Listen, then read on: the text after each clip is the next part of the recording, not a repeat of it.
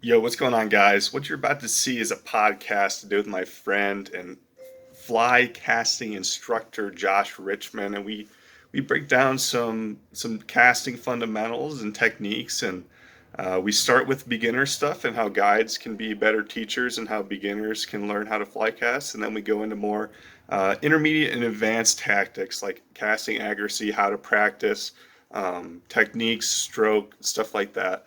I hope you guys enjoy. I really learned a lot from this talk, and just enjoy. Yeah. What's There up, you are. buddy? Oh, you know, Yeah. I Can you hear me requested like okay? three. Yeah, I requested twice, and it for some reason it just wouldn't go through. So Yeah, I have no idea. Never gone live with someone on Instagram before, so first time for everything. yeah, well, I don't have my Facebook anymore, so that's the big reason for that. So Oh, I was gonna say, I tried to tag you on Facebook and I couldn't find you. That's probably why. yeah, I deleted it almost 3 weeks ago, 4 weeks ago. So yeah, Sounds good, man. Well, everything going well? yeah. I mean, it's work, life, repeat, I gotcha. same thing. All right. I'd like to get to bed, so let's get into her. Come on, it's not that late, Tyler. I know, but I go to bed at like 9 o'clock. I get tired. What an old man. I know. That's why I turned 22 this year. I'm pretty old. Are you really that much younger than I am? Yeah, I'm pretty young. I turned 24 this year. Nice. Happy belated birthday. No, no, not yet. It's still down in Oh, November. not yet. We're All right, almost there. but so I want to cover a variety of different things. I kind of want there to be something for like all different levels of skills and whatnot, from beginner to like someone like myself, who I'd consider like intermediate to advanced. Um, Hmm. my current goal is I'm trying to make Team USA fly fishing once Yeah. this COVID thing ends and we can have competitions again. So Once. yeah, so we'll see when that happens. But in the meantime, I've been practicing. But I did a lot of reading and stuff. Not a lot. I briefly read leading up to this interview, and one of the things I read was that one of the things guides want whenever you interview them is they wish their clients could cast better, and vice versa. The clients wish that they could cast better. So basically, the guides need to be better at teaching people how to cast. And I've been doing some guiding myself here on the private ranch that I work on, and that's definitely the hardest thing is teaching people how to cast. So if you were going to do like a beginner casting lesson, like what are the fundamentals like you would teach, and like how would you go about it? Honestly, teaching somebody how to roll cast is, especially if you're a guide, should be your number one step. Because especially if you're in a boat, I mean, all they'd have to do is learn how to roll cast. And Hmm. I mean, like remember when we were at the Bighorn and like your longest cast. I mean, I think the longest cast I threw just because I was trying to throw long cast was somewhere around 100 feet. But Hmm. that's not what we needed to catch fish. I mean, 20 feet off the boat was more than sufficient that whole time. So, like, Yeah. if you teach them just how to roll cast, I mean, that covers pretty much all your basic principles because they can nymph, they can do bobbers off of the roll cast, they can throw dry flies. And then it's not that much harder once you learn your roll cast to add the back cast. I Hmm. think, So, so how would you break down a roll cast for someone that's never done it before? um, so you start with like 20 feet of line in front of you, maybe 30. I think 30 is a good number. Here's the reasoning for that is most fly lines are designed with a 30-foot head, 30 to 35 feet, especially if you're going Rio or Orvis or some of the more mainstream lines. If you're going off the knockoffs, then you're looking at more specialized. But Hmm. 35 feet, 30 feet, and then you have your leader. And you'd be surprised how many people on water can roll cast 35 feet the first time. It's actually really simple because all it is you start with your rod tip down on the water, essentially, right? Touching the Yeah. water, you lift up, you cant your wrist to the offside of you so you don't hit yourself. Can't pull it back, push forward. And it's kind of funny because you can think of it like as a wheel. So when you come up, you can just go whoop, pause at the top, and then come back down. And that's Hmm. really all there is to it. Um, it's something that I think a lot of people You can talk them through it, but learning how to like correctly manipulate your hand and everything into, okay, hey, we're gonna do this together the first time, and learning to cast with your opposite hand, that's a big thing. Hmm. Um, it's an advantage for me because I'm a lefty that like you get people who are casting and I can come up alongside them on their other side and be like, oh yeah, look, it's this right here. And they go, oh, I can feel that because you're doing it Hmm. right with them and you're both using your dominant hand. Yeah. It is advantage to learn how to use your non-dominant. I mean, even in fishing, it's a huge thing to learn your For non-dominant sure. hand. So I think the roll cast is a good way to start, and then learning just the basic cast right after that.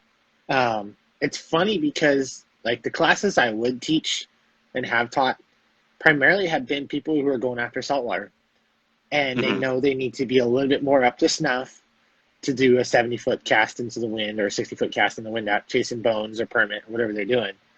And I've had Yeah. quite a few of those, and usually those are better casters because they're willing to spend the money to go on a trip like that. They have a little more invested in the sport. Does that make sense? Yeah.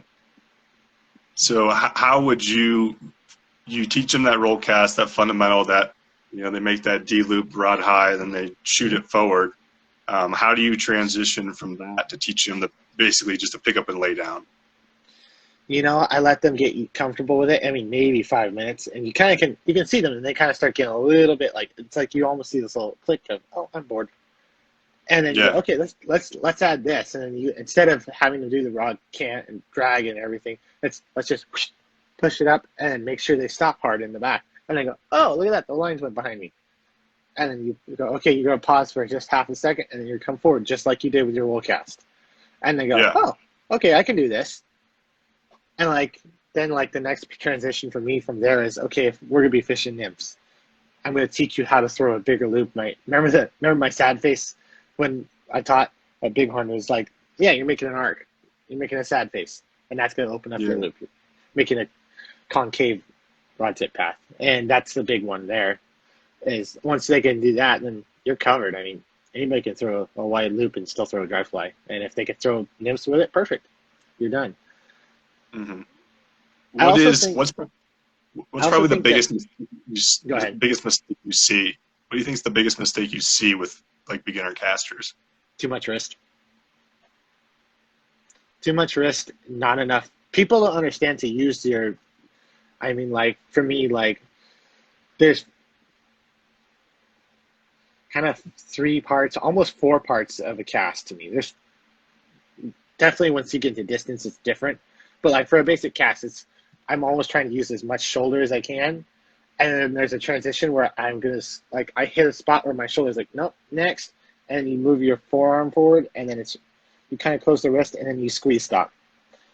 And those are the 4 basics to me of okay, making sure those things are doing it. But what I see every time I go out fishing, especially with dry fly fishermen, you see this all the time is open the wrist because that gets the back there. It gets it fast. It moves it fast. It doesn't get much Hmm. distance though, and it drives the fly off. That's why most people do it. Heck, I do it all the time. And Yeah. so if you're doing that, it's like boom, boom, boom, boom. Oh, okay, I can do this. But once you add in the other elements to go, oh, all of a sudden I can throw 50 feet. Oh, wow, I never knew I could do that. But it's because they added a stronger fulcrum point. The weakest fulcrum point is your wrist. So I see that people do that, and then the next step is they'll try and use mostly forearm, and Hmm. that's better, but it's not going to get you much more. And all it does is get you tired at the end of the day. So that's the biggest Why mistake I see. why is it so bad to use your wrist? It's not bad to use your wrist. It's bad to use your wrist excessively and solely to cast. Yeah. Those are the Why big though? ones. So in fly casting, if you have a short rod tip path, which is going to be caused by too much wrist, because all you're doing is moving it from here to there. Yeah. Versus now, if you're like, oh, I'm going to move it to here to there, your rod tip cast becomes longer, which means you can control the fly line longer, which means you can get more distance, which means you can be more accurate.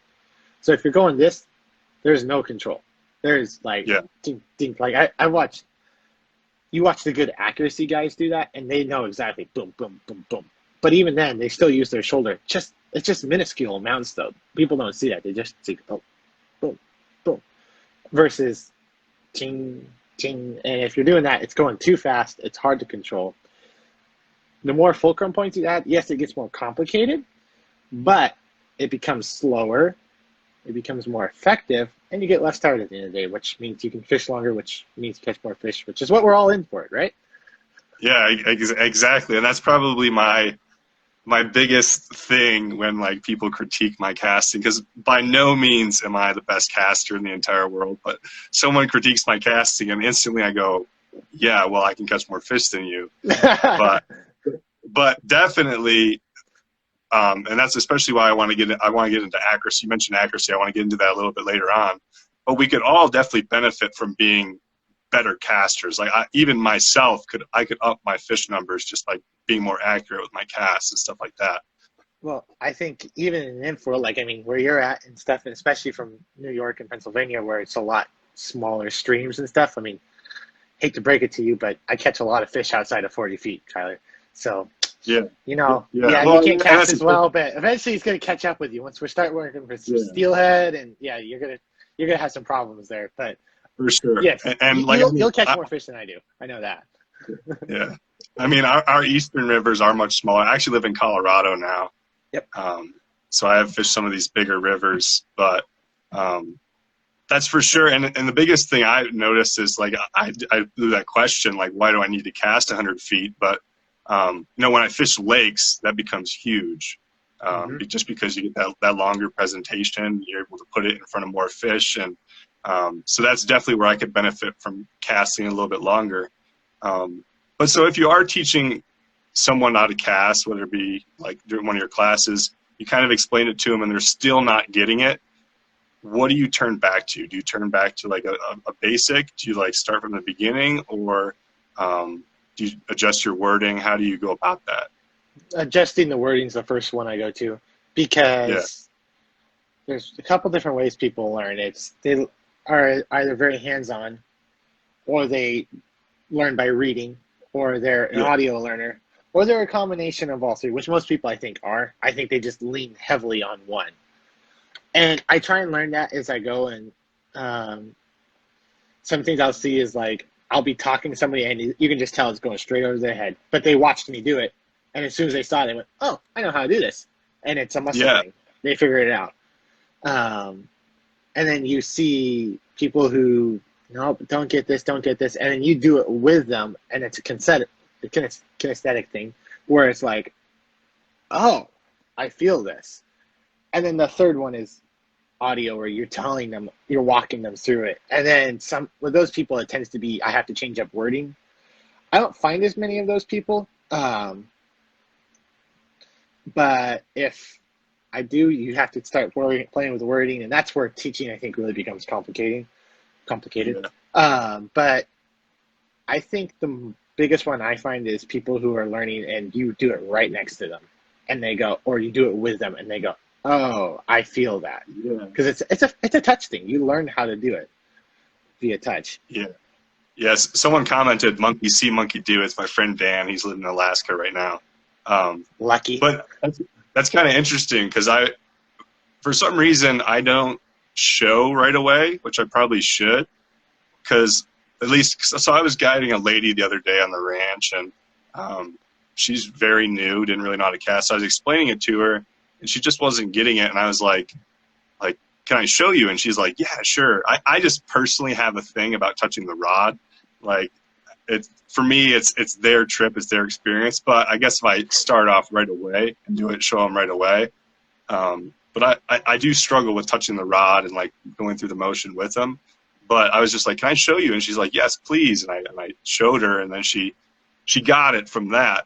But so maybe I've put a little bit too much emphasis on just teaching with words, and need to get down and show some instruction. One of my mentors, Albert, great single-hand fly fisherman, and also really, really talented spake fly caster, said that his goal was always to never touch the rod the entire class. Yeah. He's one of the better teachers I know, but he's also been doing it for 30 or 40 years. So, and it is funny because then like he'll grab it for like 2 minutes and be like, okay, you're going to do this. And they go, oh, okay, that makes sense. And it's the words paired along with what they're seeing, paired along with what they're feeling, that really makes it go. But I think really, especially with guiding, like if you just take 5 minutes at that first spot and go, do you know how to cast? And then you watch them cast and okay, they are sufficient for today. Or they will be able Yeah. to make it fine. Or they have no experience and they just kind of look at you blankly and they go, it's like swinging a tennis racket, right? And you're like, no. So I've heard that one a couple times. But and then you just sit there and you kind of have to base it off of that. If they've never casted before, show them how to do it. Cut the fly off and go, we're going to do this for 5 minutes. And then move on.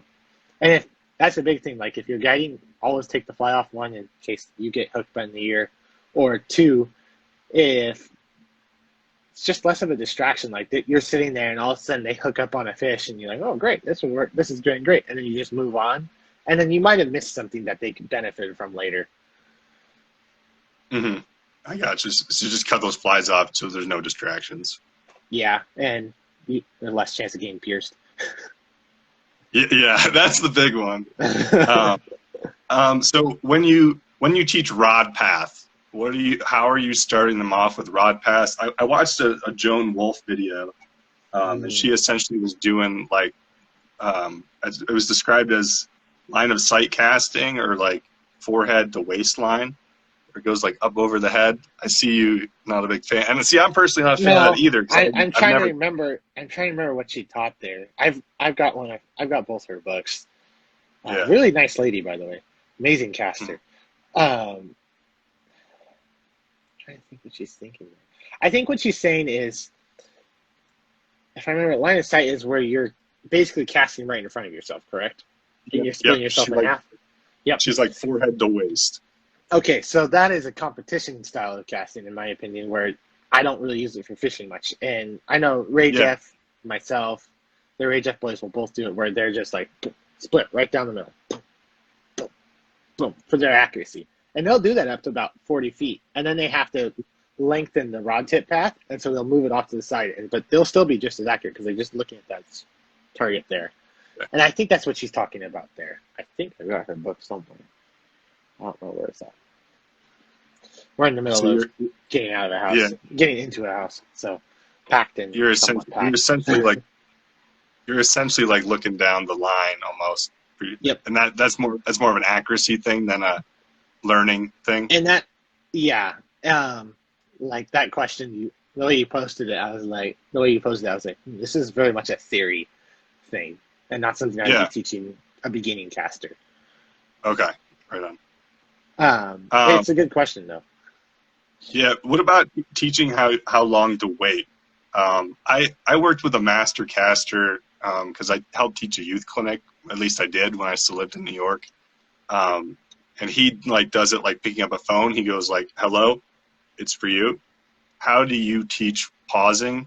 Joan talked about you can feel the pressure like just above the cork, and then when it dissipates, that's when you need to go forward. But how do you teach? For a beginner, the hello, it's for you is really accurate because it is. I mean, that will cover everything up to about 50 feet, and then it's like, okay, then the timing starts getting funky. That's a tried and true and old method that's really good. For me, if I'm teaching somebody who's like trying to be in the CI world, right, trying to get into their casting instructors, it's a thing of you're going to learn to feel the rod. And this is like why I think practicing with just one rod is really good. You can feel the rod, and you kind of, you can feel it unload, and you feel that just kind of relax, and then you put the load back on the rod, if that makes sense. Yeah. The other good one is, I hate teaching it, but looking back and watching the line. You tell them like, okay, you're going to go forward when the line straightens out. And if you just watch them and they go, oh, line straight, boom. The problem is you don't want them doing this. Yeah. I watch some people do that. And it's kind of like, you're not looking at the fish, for one. I mean, in tournaments like and like fishing like that, you're always looking at where you're going to next.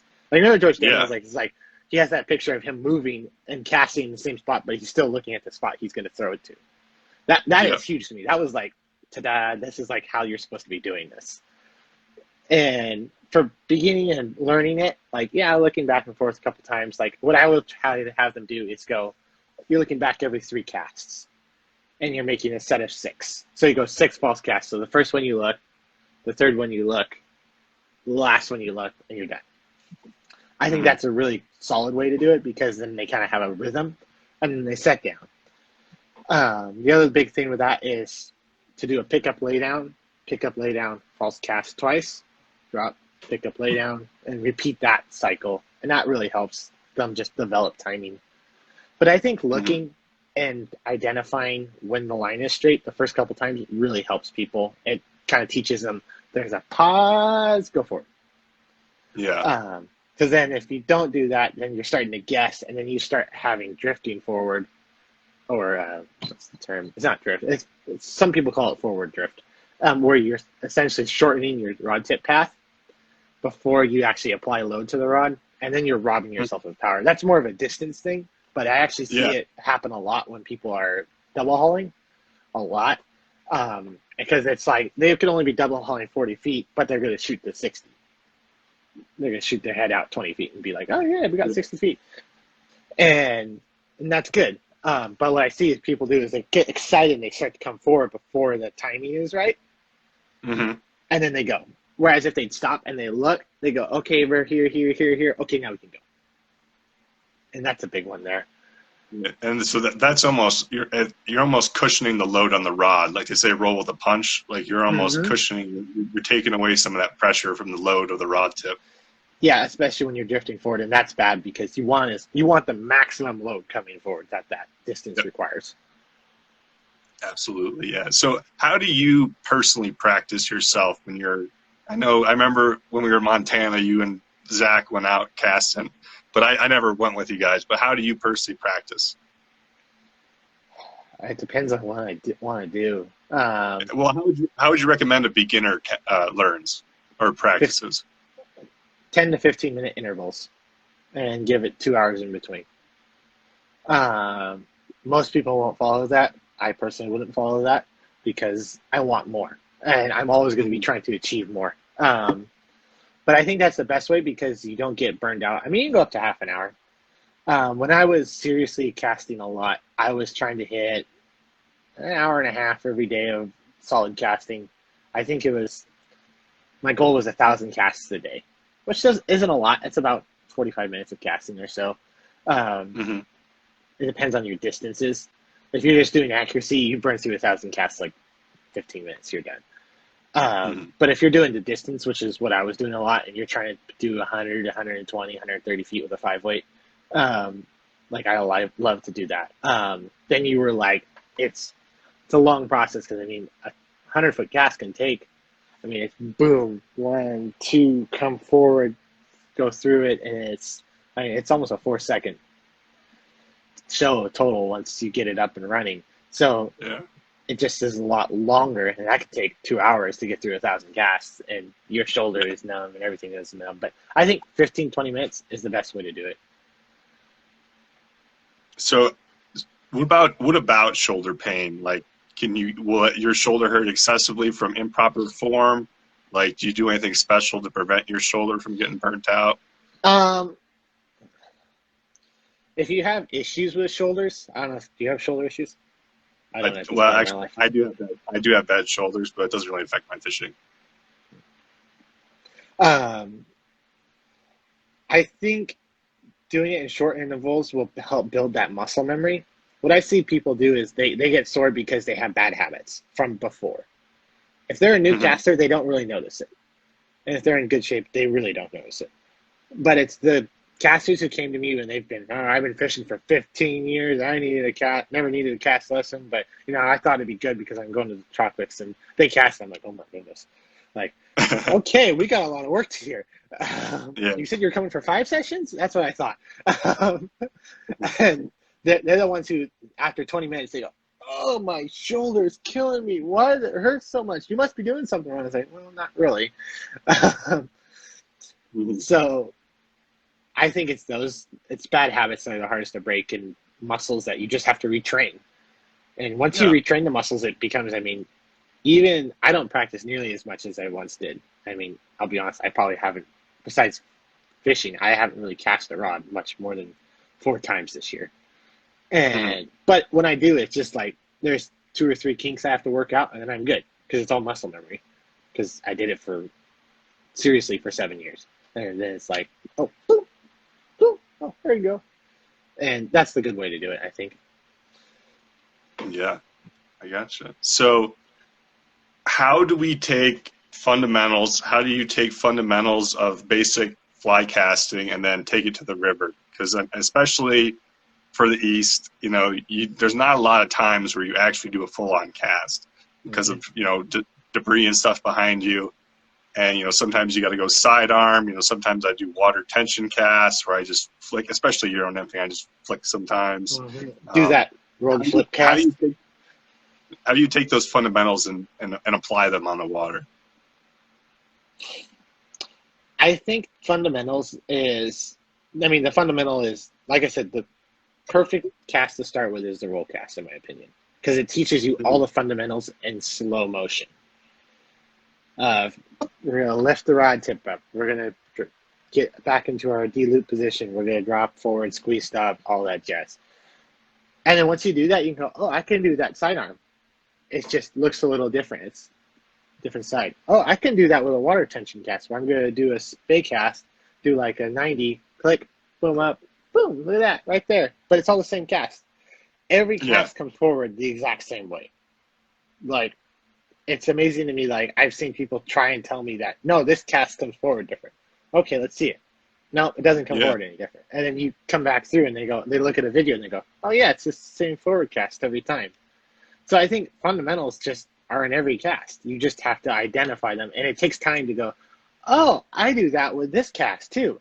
Whoa, look at that. I do it with all these casts. And then, hey, guess what? It's a fundamental. Yeah. So, no, that's actually interesting because like I've never thought about it before, but like when I do a water tension cast, you got your V, that's too narrow obviously, but just like you get it in the frame. My back cast is essentially when my flies are downstream and the water's like basically at the end of, it's almost like an end of a swing.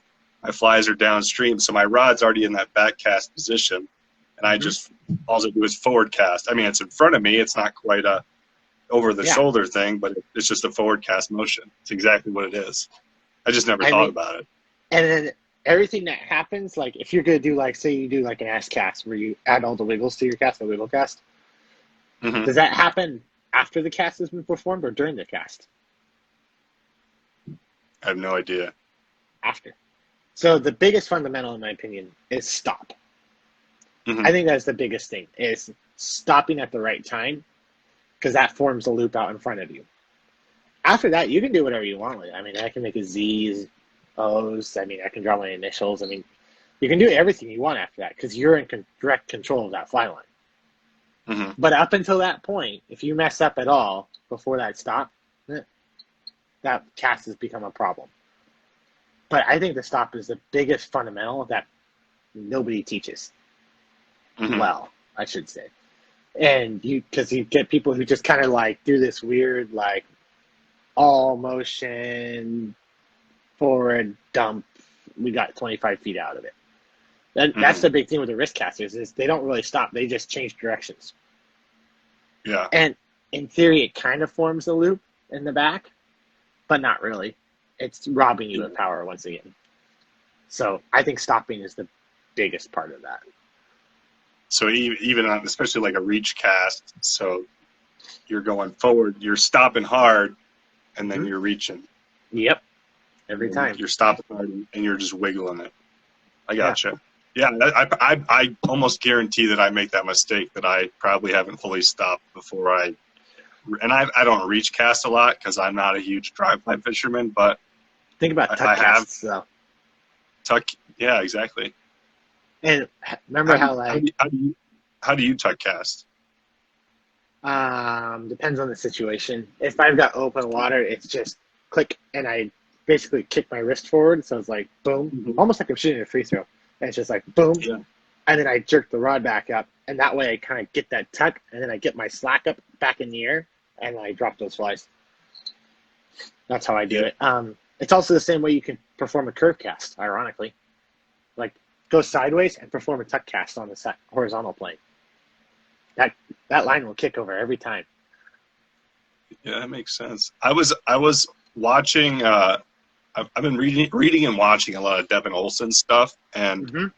like he talks about getting the sighter and your leader into the same line of current as your flies. So like if you're fishing a pocket, Yeah. that way your leader's not in the fast current and your flies are in the slow current. And like it's the same thing. It's essentially a tuck cast, but like you're fishing your cast. He does like oval. I mean, the cast is Yeah. different when you're using a 20-foot leader. It's no fly line, but you do the cast. But then when you finish the motion, you push it forward to kick that line into the same seam Yeah, as I the find fly. I do that too. 'Cause Yeah. I use about a 22-foot leader right now when I'm Mm-hmm. nymphing, and it's the same thing. I found that if I don't kick it forward, and I think that's partly why I push it forward, like with a free throw, is I know that line will kick Mm-hmm. that way. And if I find I don't do that, then I start dragging immediately as soon as my flies hit the surface. Especially when you're fishing deep water. If you're fishing more Yeah. than 4 or 5 feet of water, then it's really critical. But that's a good point. I didn't think about that when I was doing it. Yeah. I mean that's essentially my Euro nymphing reach mend. Yeah, for real.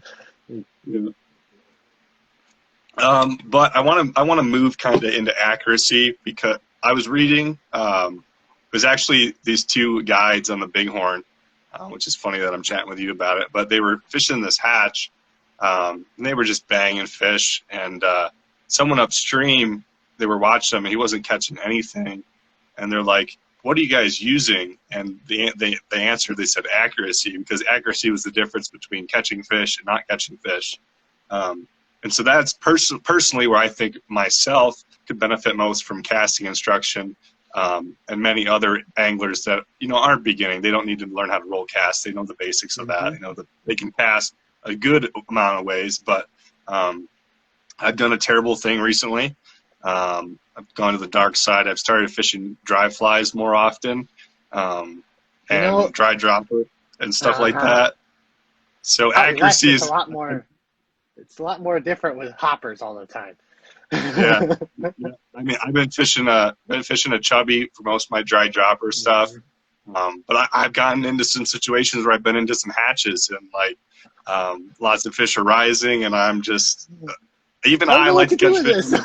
this. I know. Even I like to catch fish on a dry, but yeah, I didn't really know how to do it, and definitely I could benefit from being accurate. So, um, what do you think are the keys to kind of being more accurate as a fly my caster? my biggest tip for fly casting accuracy is golf balls. Put a golf ball at 25 feet, a golf ball at 30, 35, 40, whatever you want. Put golf balls off to the sides, hit the golf ball. Be surprised how Mm-hmm. many times you hit the golf ball.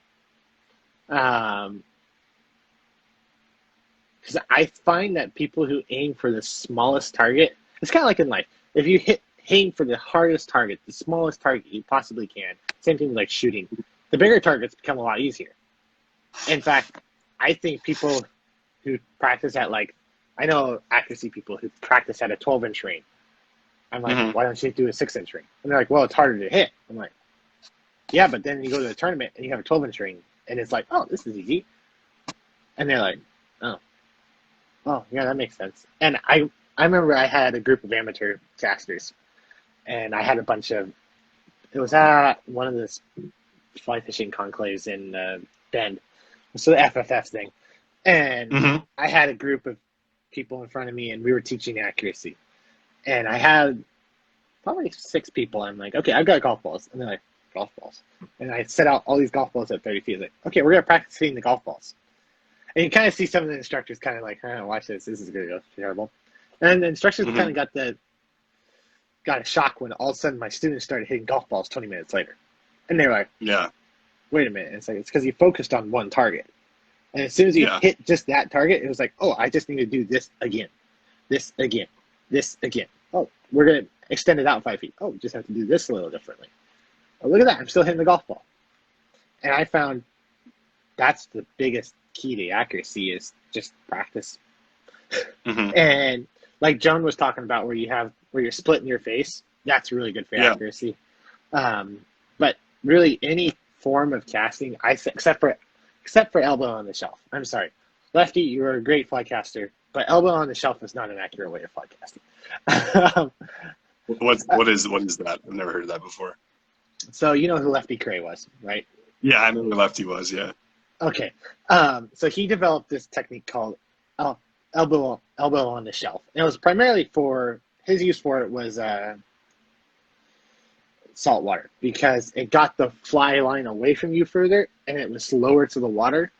Therefore, you got less wind drag when fishing the stiff breezes of Florida and wherever else he was fishing. And it's very useful for that, but it is really hard, in my opinion, to be really accurate with it because you're farther out. I mean, it's like you're extended out all the way, and it's like, oh, I'm way out here. It's a lot harder to be accurate because your line isn't in front of you. It's off to the side. And there's people who are accurate with it. You can be accurate with it. It just takes a lot more practice. I think being like right here is actually one of the most accurate ways that is fishable to be. And if I was you and I was practicing for fishing, I'd be like practicing like, oh, I'm gonna be like right here, boom, boom, boom. It was funny because this weekend I was fishing the Metolius in Sisters in Oregon here, and it was 9 o'clock. It was almost dark, and the hatch finally went off, and it had been hot all day, and I had a hard time that day.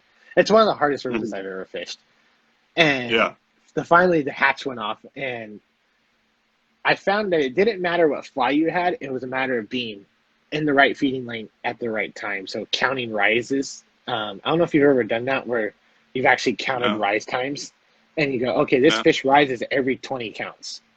So you just have to be at that spot in 20 counts and he will take your fly. And so I had to start doing that and then being in the right feeding lane, which granted it was dark, but you just kind of got the feel for, okay, I need to be right there. I need to be within the 6-inch feeding lane at this count. And that was just part of accuracy. It's like what you said in the Bighorn, like accuracy is what caught fish, not the flies. Yeah. So that's a big part. Yeah. So like your focus is mostly practice other than like there's not really, I mean, practice obviously makes anything perfect. You practice, but you're not doing anything special with the rod really to increase your accuracy other than maybe splitting the forehead like Joan was or going right down the side. No, I mean, it's all down to fundamentals. And line control. If you're going to be accurate, get rid of your second hand. I don't know if you cast with two hands. I don't remember, honestly. But don't cast with your second hand. Use only one hand. Put the other hand behind your back and be like, boom, boom. It's only once you get like 60, 70 feet where you still have to start double hauling. And even at 60 feet, you don't need a double haul. It's just like you don't want that other hand because it's one more variable you have to control in order to be accurate. And so the less variables and the better your fundamentals, the more accurate you will be. I recommend not practicing accuracy in the wind because that just gets frustrating. Yeah. So one of the things you mentioned was sidearm casting, which is not really sidearm casting, but like being more to the side, which is kind of like lefties cast. Like, why does that decrease accuracy? And like, I mean, obviously it does decrease accuracy is what you were saying, but why does it? Do you know why? Well, think about it. You're in a different plane. So like if there's a plane here and a plane here and a plane here and a plane way out here, and then there's another one even further out, which is where a lefty would be. That's less accuracy because you're not looking at it down the line, down your line of sight. It's like if you were taking a shotgun, right? And you're going to go shoot. And like you want that right in front of your eyes, right? Just because you can see the barrel and you go, boom. You wouldn't want to hold it way out here because it's harder to see. It's harder to judge the timing. That's why I say it's less accurate. I think that's the best analogy I could give. And so even in the wind, you're obviously going to struggle with accuracy in the wind, but how can you make your cast the most efficient in the wind where you can still kind of get some distance? Is it to go to the side? Do you want to get lower to the water? Like I personally when it gets windy, I personally like a tension cast, especially when I'm Euro nymphing, just so I can just flick it. That's how I find I can get the best distance. Not really accuracy, but distance. So give me a situation. Which way is the wind coming? Downstream. The wind is almost always coming downstream. Not always. Yeah, no, definitely not always, but like, and we've had a really windy summer, and I've found that most often the wind's been coming down for me, at least. Okay. If you're looking for accuracy, using your off shoulder, so casting across your body for dry flies would be your Mm-hmm. best bet, because you don't have to worry about getting smacked in the head, because that wind's going to be taking it that way. And then you kind of have to calculate, like almost like you're throwing a football to a receiver. Uh, he's here, but now he's going to be over here, so I'm going to throw the ball there, so that when he gets to that point A, ball's going to be there. It's the same idea with accuracy of, okay, I just have to judge my wind and go, if wind is coming on your I left might lose you. downstream. Yep. Can I go lose you? No, you're cutting in and out. I missed half of that.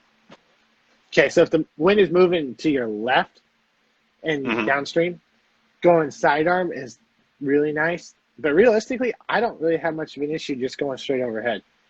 Unless it's Mhm. a super, like, unless you're looking at like a 30-mile-an-hour wind. And then Yeah. that's a whole different world. Then you're going to go as close to the water as you can. Use those tension to cast. Roll casts, ironically, are really nice. Another cast I'd have to do it another time, but it's called the Molstrom cast, or the Molson cast. It's basically where you take the rod and you rotate the tip all the way down to the water, and you just go boom, right there, and it lays the line right down in the water. That is a really accurate cast. And if you're fishing like a hopper dropper, that's great because you get that smack right on the water, and then it's like, So, attention, right there. so if I'm standing on you're looking upstream, you're staying on the left bank, the wind's coming downstream. I cast down, I want to turn my wrist upstream or downstream for that cast. Oh, for the Molson cast, turn your wrist inwards. Inwards, okay. Yeah, So you I just gotcha. go right through there and boom, right there. Because if you went Mhm. outwards, it doesn't really work. It kind of throws a weird corkscrew cast, and then you end up with knots.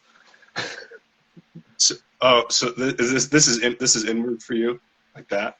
Yeah, in towards your body, I should say. Okay, So, that makes sense.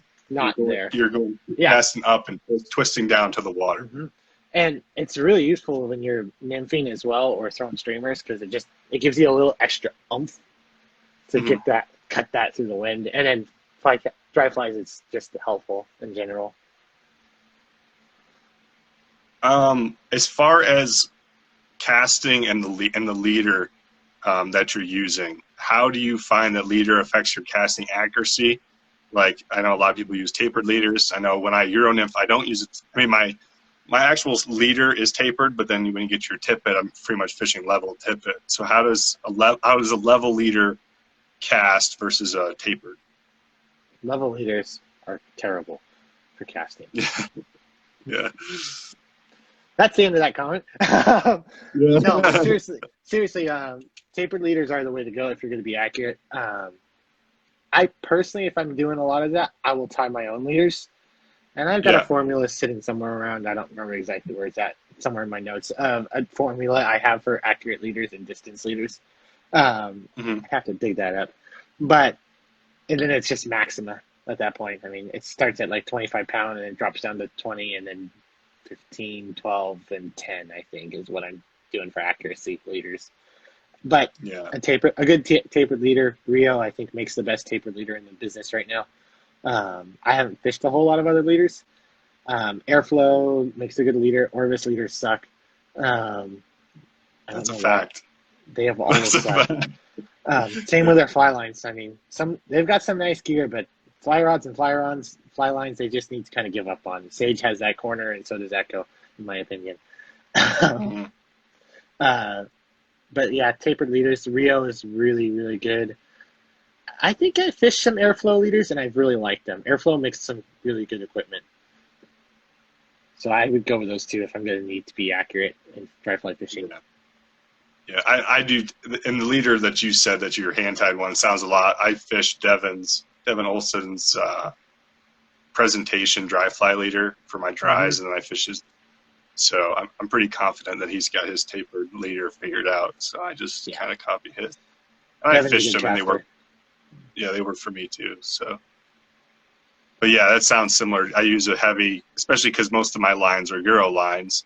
So I mean, I did get the Orvis tactical nymph line, which I hear is like a one weight double taper, which is not bad for fishing dries. I need to explore it a little bit more. I haven't done it a whole lot, but I know my buddy Rich said that he liked it. Do you carry just one rod, or are you a 2-rod person? I carry 2 rods when I don't break the second one. Did you break a rod? I did. I have. Yeah. I smacked it with a 4.0 tungsten bead and just snapped it. Oh, yeah, that'll do it. Yeah.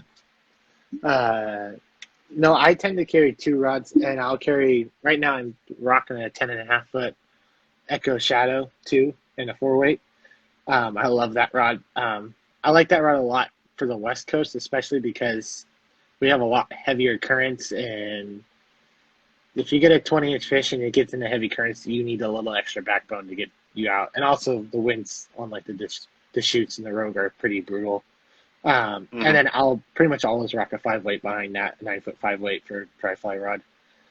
And then if I really need streamers, I've got a 9-foot 7-weight. That's an amazing tool that I can rely on to throw a 120-foot streamer bomb out there and just be able to stream or fish as long as I want to. So that's my setup right now. I have used the Euro nymph lines for dry flies before, and actually was pretty pleasantly surprised at how well they mended. That's especially with a 20-foot leader or a 20-plus foot leader like I'm using. Most of the time when I'm doing it, it's been on the middle of the chutes where it's a really tight stream but really heavy water, and it's like 30-foot cast, and you get it out and you're just fishing the leader, and then the fly is perfect. It's natural. It is as good as it's going to get. And I've really been like that. But other than that, weight forward lines are the way to go, in my opinion. Yeah, and that's why I like. I do like fishing dry dropper on my normal Euro rig, because you can just hold that sighter up and like it's almost like you're pipelining it and it's just free floating. And it's so fast to set hooks. Yeah, exactly. You get a better hookup rate, because I was fishing the other day and I went 0 for 4 on dry fly takes.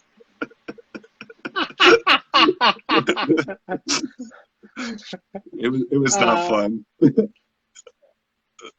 My bet is they're taking it sideways, and let them take that fly just a hair longer. Let them go down with it and then set the hook. Because if they're taking it sideways, I know those fish over in the Rockies are notorious for that, especially the bows and the cuts. Cuts are notorious for that. And they'll take it like at a weird sideways angle, where if you set the hook directly up, you'll pull it out of their mouth every time. If you wait and then you set sideways, you'll catch them 9 out of 10 times, or at least hook into them. So I fish directly upstream of me a lot, or at least upstream into the side. Would you still recommend like a side angle, like to the side downstream? Obviously, it's always gonna be a downstream set, but to the side. And if you're fishing upstream, let them take that fly and let them go down with it. You'd be surprised how, like, I remember reading in one of Randall Kaufman's books, talking about how when he got bored of catching fish on the Deschutes, he'd cut the hook off and then just let them grab the fly. And he said it'd be amazing how long they'd hold on to it. Like, they'd be like, no, this is mine, like, kind of deal. And then he'd be like, next. And he said the big bows would hold on to it for 3 seconds and be like, no, never mind. And, like, that just blew my mind, like, how long they'll hold on to a fly, even with tension, even with him playing tug-of-war with them. They just sit there like, mine. And I think it's a good practice to always delay your strike just a little bit, especially with bigger fish. Just be like, they take it, oh, now I'm there. Versus take it and set immediately, because you're going to rip it right out of their mouth. Because I think you'd be surprised how fast reaction time is. Yeah. Would you make the same recommendation if I was fishing dry dropper and my dry went under because they ate a nymph? Do you think I should also wait there? No, right away. think about it, I mean, because you might have a little bit of slack, and like, I mean, you and I both know, like, if you've got any kind of slack in the system and they finally take the dropper down, you need to set it immediately, because Yeah. if you don't, then they're probably just going to spit it out because it's been more than that Yeah. 2 seconds. Yeah. Yeah. In your experience, how long do you think fish hold on to nymphs? Not long.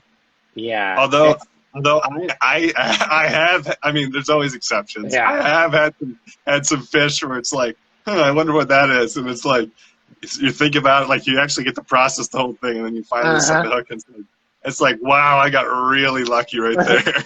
And it's usually a big fish too. That's what's funny with me. Is It's always like, and I think what happens is the hook will get stuck in the corner of their mouth, because I almost always find those are corner sets, and it's like every time it's just like boom, oh, and you kind of sit there, you're like, why is my line dragging upstream? Did I hit that stupid rock again? And then you go, oh, wait a minute, the line is moving. Yeah, exactly. Well, but then you also get those like incredible hard hits where like your whole cider lurches, and you set the hook and there's nothing on there. Yeah, and then I feel like those are just the ones that I think the tension built up so gradually and then just hit, and then at that point it's gone, and it's just the current pulling on it. Yeah. Do you catch more fish off of feel or off your cider? Off of my cider for sure. Yeah, I'm still getting better at that. I didn't understand that, like, if you really paid attention to the cider and like just how little it can move to indicate fish. Yeah. And I would always wait for that feel. And I'd still catch a lot of fish, because you still feel a lot of fish, especially if you're tight. But I've really been recently being good about, oh, there's a fish, there's a bump, there's a bump, there's a bump. And it's always surprising to me, like, I might see just one little thing that fell off and be like, oh, there's fish there. And it's like, yeah. Wow. No, and it's amazing how that becomes second nature, because like me and my brother went on a little road trip like leading up to a competition. And so I had fished for 4 days straight leading up into the competition, and I Euronymph'd all those days. And so like I got into the competition, and like those little hesitations are like second nature. But then like if you go a couple weeks without doing it, it's a little bit more of a process to get back into it. But like I ended up, it was just a 1 day event, and it was like so you do 2 sessions a day, and I got lucky with beat draw. Don't get me wrong. Like a lot of things went in my favor, but like I was just on. Like I was just those 4 days had just really paid off, and I was just so in tune with everything, and I was just hammering fish. Yeah. Do they have many competitions out in Colorado? Have you found out yet? They were supposed to hold nationals here, but that got canceled. They do hold nationals. Yeah. Yeah, and Oregon, they used to hold the America Cup. Well, they held nationals in Oregon last year or the year before. 2 years ago. 2 or 3 years. Actually, I think it was 3 years ago, because I wasn't dating my wife at the time yet. So I think it was 3 years ago. So, yeah, but it's funny because like I even felt like watching what you were doing like back east and stuff. There was a lot more of like that community. And out here, we have nothing like that. I mean, it's a very individual sport. There's not the same kinds of like, oh, yeah, we're going to go fish this section and we're going to break it up and you're going to have this beat, this beat, this beat. And it's kind of sad because I would like to be part of that, but I also like the individualistic side of being like, I'm on my own. So I don't know. It's different. I like it too, but like I've been doing, especially because I have made it a goal of mine. I do want to make Team USA, and I do not think that that's going to be an easy feat by any means. So like I've done a lot of practicing myself, but like that's where I still get the individual aspect where I'm practicing by myself. Like I make like mock sessions. Like I only get to fish this stretch of water. I'll fish it for an hour and a half maybe. But like one of the things I would love to do is be more of that, like we're trying to spread it out west maybe, like because like on the ranch I work on used to hold was one of the venues for the national championship or for the world championship in 2016. So I would love to hold. That's where you're at. Okay, now I know where you're at. I would love to have competitions out here, and because I think if there's definitely not the community, but I mean some of the Team USA guys are from Colorado. Like Devin and Lance are in Utah. But like, I think there's not the community, but I think it could be very easily built. Yeah, and I agree. I also think our generation is the type of generation that will probably push that more, just Yeah. because of social media and communication. And like, I think also looking at the sports world and just kind of how that's changed. And I feel like, not, I may be wrong on this, but I feel like sports are less of a big deal to our generation in the same sense as like our dads like would sit down and watch football every Sunday. Like, to me, that doesn't mean Yeah. the same, I feel like, to most of the kids. So I'm kind of Yeah. curious to see where that goes with our gen. Yeah, and I'm interested too. I mean, like think about all the stuff that's competition now. Like you got competitive esports, everything has a competitive side now, pretty much. And fly fishing, I think, is probably just naturally going to be one of the next things. Well, especially as we get older. I mean, Yeah. people are going to be like, they got to hang up the sticks and they got to go do something else because there's a younger, faster kid on the computer in front of them. So that's just where that's going to be. Exactly, but yeah, definitely back east it was a lot more readily available. Like there's tons of people. Like we had like teams. Like I'm still on a team from back east, but like that's where like I'm a part of the National Fly Fishing League. But when you look at the National Fly Fishing League, like pretty much all the competitions are on the East Coast. But that's just because that no one will set up a comp out here. Like they will honor. Like if I were to set one up, like I could email the commissioner, text the commissioner because he's on my team, and just be like, I want to hold a comp out here, and it could be a national fly fishing certified competition. Obviously, I'd have to go through the proper processes and stuff, but yeah, it's definitely possible. Well, when they held the nationals out here, they had the amateur division, and I think I'm trying to remember. I think that was my first year as an apprentice or second year as an apprentice, and I was swamped with work. I think I was working most of the Saturdays and long hours on the weekends. And I really seriously thought about coming out for the 4 days and doing the amateur side just because I wanted to experience it. And I kind of wish I would have done that, but at the same time, I had other things going on. So it would have been interesting to see, even just to watch it. Because, like, do you know the French-Canadian guy, JF, or Jean-Francois Levelet? He was the gold medalist for Canada a couple years ago. He's the guy who really taught me how to Euro-nymph. Ironically, it was at an FFF thing. And the deal was I taught him how to distance cast because he was a master casting instructor. Really good caster. But I taught him kind of how I do distance casts, and he taught me how to nymph. And we were on this private lodge area in Bend, and the chutes flows right behind it.